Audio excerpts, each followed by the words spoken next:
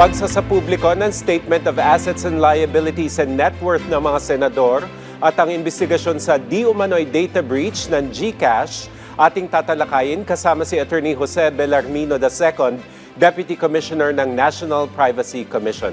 Attorney, magandang tanghali po and welcome back. Magandang tanghali, Yusek Joy and Yusek Marge. Happy to be back. Sir, una po sa lahat, ano po yung posisyon ng National Privacy Commission doon po sa pagsasapubliko ng SALN ng mga senador? Para po ba sa NPC, ito'y paglabag sa privacy o bahagi na rin ng transparency na ipinapatupad sa ilalim po o inaalaw po ng batas? Yusek Joey, unang-una kapag ito ay ibinahagi o inirelease ng mismong senador, wala pong violation dyan dahil sila po mismo ay nagbigay ng consent para i-release o isapubliko ang kanilang SALN. Yung ginagawa naman po ng ating mga media ng pagsapubliko ng SALN din ng ating mga senador ay hindi rin po covered ng Data Privacy Act dahil if ito ay para for journalistic purposes, hindi po siya covered ng DPA. Subalit, may mga potential na pwedeng violation kung yung mga impormasyon na i-release ay hindi naman po naaayon sa purpose kung bakit kinakailangan sa publiko yung SALN, patulad na lang po ng halimbawa may anak na minor de edad ang mga senador, hindi po ito ni-redact, medyo magkakaroon tayo ng violation dahil hindi naman po iyon salok ng pagsapubliko ng SALN. At tatandaan po natin, ang RA 6713 na nagre-require ng pagsumite ng SALN ay para talaga po sa purpose of transparency. Kaya naman po nang nakipag-ugnayan ng Ombudsman sa amin patungkol sa kanilang pag-release ng Memorandum Circular 3 na nire-restore yung access to SALN, provide po namin ang aming guidelines, suportado po namin ito dahil talaga naman po para sa transparency sa gobyerno at to deter yung pagkakaroon ng korupsyon sa ating mga government officials. I agree 100%. Pero sir, paano po ba natin babalansehin sa ganitong pagkakataon ang right to privacy ng mga opisyal at ang karapatan naman ng publiko sa ganitong impormasyon, lalo na kung ito ay tungkol sa paggamit ng pondo ng bayan? Yusek Marge, very good question, no? Tandaan po natin na ating mga government officials, katulad din po natin, ay hindi po nawawala ang ating right to privacy. Kung patungkol po sa SALN, tulad po na nabanggit ko kanina, pwede pong mag-request sa mga repository ng SALN. Subalit, kailangan po yung magre-request ay may purpose. Kailangan i-state yung purpose at kailangan po yung ahensya na may repository ng SALN na yon, babalansahin po yung right to privacy ng ating government official. Paano po yung gagawin?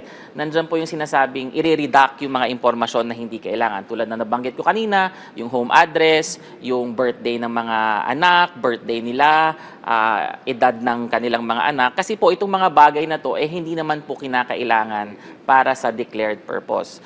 Patungkol naman po sa purpose, pag po nag-file sa ahensya na may repository ng SALN, kailangan po meron tayong purpose. Hindi po pwede yung purpose natin only to threat or to para po ba contrary to public law or morals yung basihan natin, or kung yung magre-request tulad po ng sa MC ng Ombudsman, kung magre-request po ay may derogatory record, i-deny po nila yon. So ilan po yon sa mga alituntunin kung paano po mababalanse ng mga ahensya ng gobyerno yung pag-release ng SALN.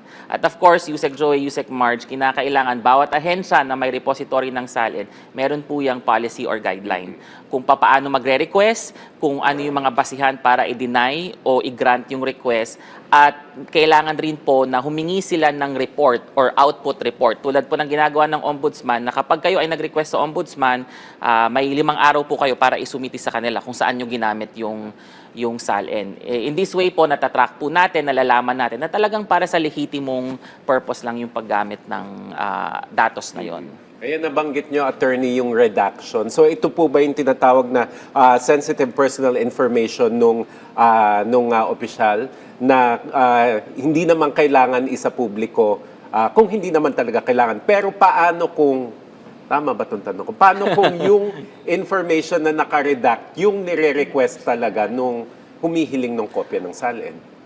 So, 2 questions yun, Yusek Joey. Unang-una, yes, may mga sensitive personal information sa ating mga SALN. Nandyan yung mga government-issued IDs, Nandyan yung birth date natin, birth date ng mga anak natin, at iba't iba pa pong impormasyon, no? At kung hindi nga po ito kakailanganin doon sa purpose, kailangan pong i-redact yun. Kasi yung mga SPI po o sensitive personal information, pwede po yang magamit para sa iba't ibang threat, no? Cyber threat, no?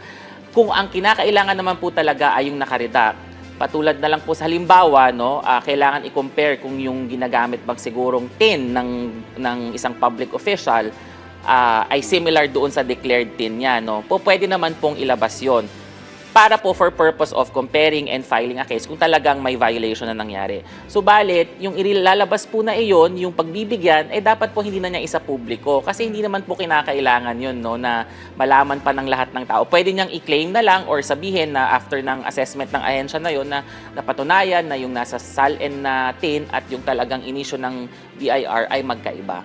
So, ganun po ang dapat na i-handle yung sitwasyon. Hindi kasi ako familiar doon sa process ng pag-request. Doon po ba sa pag-request, may nakalagay doon na dapat state mo yung purpose kung saan mo gagamitin. Tapos kapag violate mo yon, meron bang karampatang parusa yon? Of course, Yusek Joey, no, magandang halimbawa actually yung application form ng Ombudsman.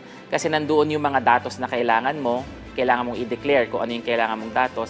Kailangan mo i-declare yung pagkatao nung government official. Pag sinabi po natin government official at public official, hindi lang po yung mga senador natin o congressman, lahat po yan na nagtatrabaho sa gobyerno. Sa application form din po nila, nandoon yung declared purpose mo, para saan mo gagamitin. At meron kang pipirmahan doon na ang nagre-request ay ikaw yung taong nagre-request, gagamitin mo para sa purpose na to. Of course, under the law, may violation kung ginamit mo yung SALN sa hindi maayos na purpose, no? Nandyan yung pwedeng unauthorized processing, nandyan din yung processing for an unauthorized purpose, magkakaiba po yun, no? Or pwede rin po yung ahensya magkaroon ng violation dahil hinayaan po nilang ma-access yung SALN through negligence. At tulad nga po ng sinabi ko dati, sa DPA po or Data Privacy Act, merong karampatang fine at saka pagkakakulong yung taong nag-violate ng Data Privacy Act. So po pwede yung from 6 months to 2 years, from 500,000 to 3 or 4 million. Depende po sa magiging violation. Ayan, no, kung may gusto pala mag-stalk sa'yo, bawal yun. Kaya hindi pwede pakita yung mga address, no? Correct, Pati yung mga Yusek address Marge. nyo ng mga assets nyo, no? So yung mga fans nyo, sabihan nyo rin na, bawal yan, ha? Okay, sir, sa ibang usapin naman po, no? Ano po ba yung pinakabagong update sa investigasyon ng NPC tungkol sa umano'y data breach ng kinakasangkutan ng GCash? Yes, so Yusek Marge, I think it was October 26 na yung aming Complaints and Investigation Division ay meron kasi kaming online monitoring 24 hours yan. So meron kaming na-detect sa dark web na may alleged breach nga involving GCash, no? At may mga natanggap na rin kaming balita sa iba't ibang ahensya at tao na nagkaroon nga ng breach. So nagpadala kami ng sulat sa GCash, nagpa-notice to explain kami at pinatawag din po namin sila dahil nga itong breach na to allegedly involves 8 to 9 million datasets, no? At binibenta sa dark web ng nagkakahalagang mga $25,000 US. At iba't ibang impormasyon doon, nandun yung know your clients or customers, pangalan, address, yung mga connected mong credit cards, no? So, pinatawag namin sila, nagkaroon ng investigasyon, kita naman sa amin na yung dataset na yon ay hindi galing sa kanila kasi magkaiba yung information na naroon sa kanilang system at nandoon sa dataset na nasa dark web na alleged breach, no? So pagkatapos po ng investigasyon ng aming Complaints and Investigation Division, isinarado na po namin to dahil nga po hindi po tumugma yung dataset ng GCash at yung dataset na nandoon sa breach na yon, breach file na yon, no? Subalit, di po ibig sabihin na natatapos po ang investigasyon namin doon dahil meron pong pinanggalingan yung datos na yon. At yun po yung tinitignan namin ngayon at inaalam kung anong kumpanya o personal information controller na tinatawag natin sa batas ang may pagkakasala o ang na-breach, no?